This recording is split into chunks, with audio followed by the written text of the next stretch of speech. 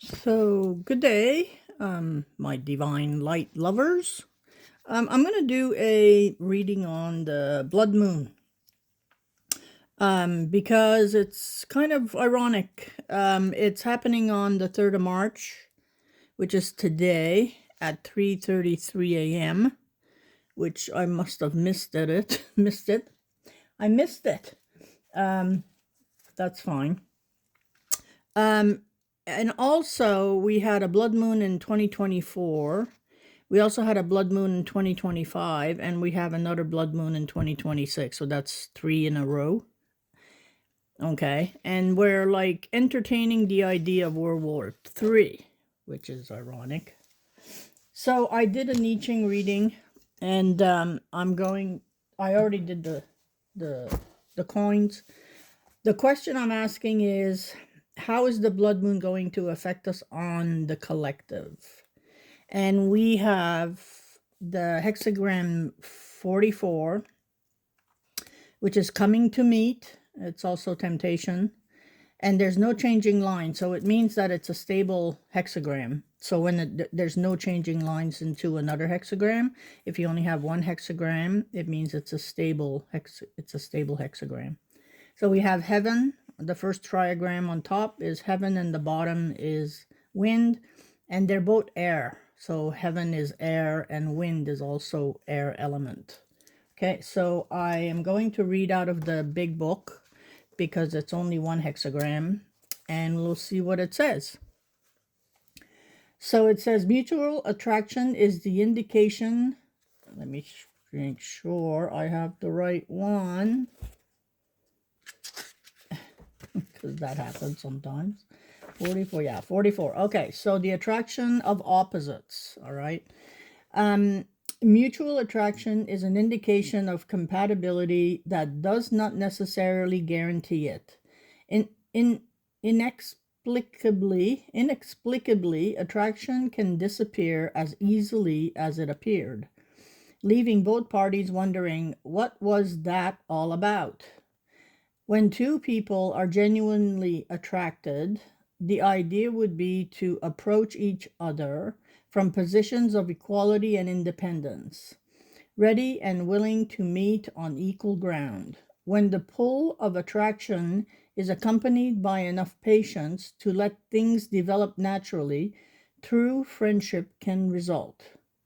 And whatever else is going on in this type of atmosphere, any commitments made are based on respect for each partner's uniqueness and independence. Such a relationship emphasizes maintaining balance and supporting each other's conscious evolution rather than excess over emotionalism and unconscious behavior. We all know about the enticing nature of what's been forbidden and the not so attractive outcome after going there. Temptation may start innocently as curiosity or flirtation, but it can become an irresistible force when a desire is on the verge of being realized. It's like I'm getting the sense that it has to do with the temptation of going to war. That's my sense that I feel like the relationship between the two, the temptation of start something innocent, like as curiosity or flirtation, like they're flirting with disaster kind of thing. Anyway, that's what I'm getting. And when the enticement is strong enough and self-awareness ignored, we can rapidly fall in a state of eager self-delusion, unable to stay in touch with reality, realizing every word and gesture to justify our actions. Acting out of passion alone considerably increases the chances of disillusionment and regret later on. That's true. As soon as the magnetic pull of temptation succumbs to a sense of urgency, at least one of the partners may become heavily invested in a particular outcome. The easy atmosphere that would the easy atmosphere that would engender trust is then replaced by pressure and coercive tactics that undermine it and ultimately weaken the relationship itself. Once you resort to manipulative seduction, you'll compromise your own self-respect and the integrity of the other. However, inconsequential, these long words, inconsequential seduction may appear initially. Once the magic evaporates, you're not only left with a bitter taste, but must deal with the demands of the resolution. Needless to say, the return to normalcy and a firm foundation can be a traumatic and long, drawn-out affair when we deny the part we've played in any deception, place blame elsewhere, and avoid taking responsibility for our naivety or impulsiveness. A powerful attraction deserves to be acknowledged, but from a cooler, uninvested perspective. Take time to consider your evolving feelings regarding the other. When there is balance, there is unity and progress. But to become affiliated with a person of weak character out of your own unawareness would be a pity. Spiritual traditions acknowledge in a variety of ways the central importance of learning unite wisdom and passion, the head and the heart. The sacred art of Tibetan Buddhism, for example, depict the literal coupling of deities, representing the perfectly balanced ecstatic union of two equal powerful energies. The image can serve as a reminder of the power of conscious consummation. That's not what I was expecting to read, but I guess that's what it's saying. Let me read this one. It's temptation.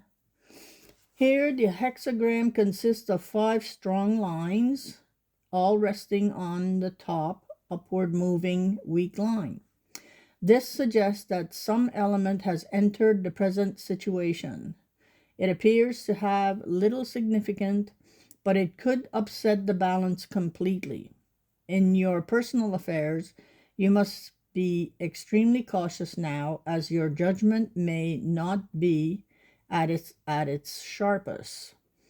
It would be all too easy to become involved with someone, undertake some project, or heed some advice which is simply not right for you. This may be an internal process, and the same caution is called for to stop you from falling into bad habits.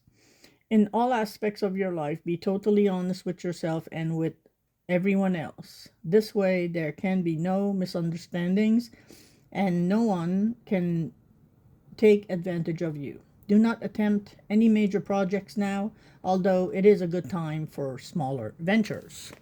And I want to do my animal cards, but I don't know where I put them. Hold on. I found them. All right, let's see what cards the animals want to tell us about this I Ching number 44, coming to meet. Let's see.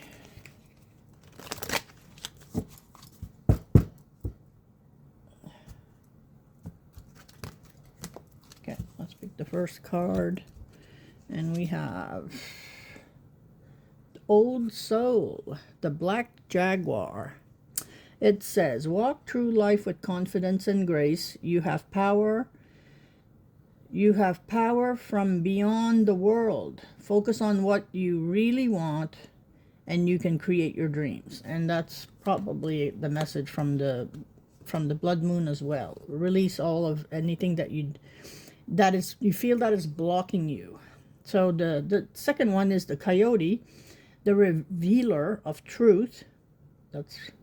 Don't take things too seriously. Make time to play. Create wisdom. Great wisdom comes from laughing at your own folly. Look out for traps and tricks of life and learn from them. So that's the message from the coyote. And this last one is from the heron, and it's patience. Create a place in nature's create a place in nature's stillness and be renewed.